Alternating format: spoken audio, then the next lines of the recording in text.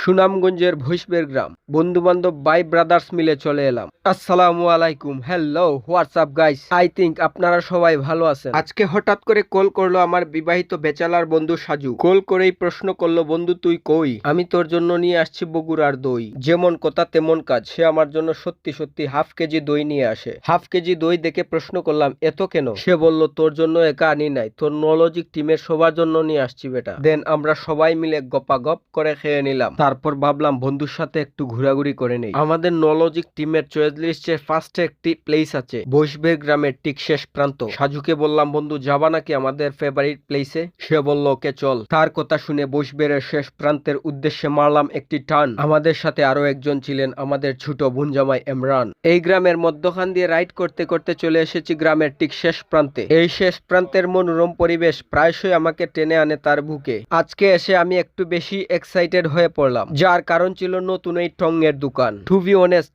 প্রায় সময় এখানে আসতাম, মনে মনে ভাবতাম যদি এখানে এক টঙ্গের দোকান থাকতো আমাদের আড্ডাটা ঠিকঠাক জমতো। যেমন ভাবনা তেমন ঘটনা। কে জানতো এই আবাদি জমির মাঝখানেও একটি ঠোঙের দোকান গড়ে উঠবে। এই ঠোঙের দোকানের শেষ বিকেলের চা আপনাকে সত্যিই মুগ্ধ করবে। আমার কথা বিশ্বাস না হলে একদিন ঘুরে আসতে পারেন এই টঙ্গের দোকানে, তবে ঠাডা পোড়া রোদের মধ্যে নয়, শেষ বিকেলেই যেতে হবে আপনাকে।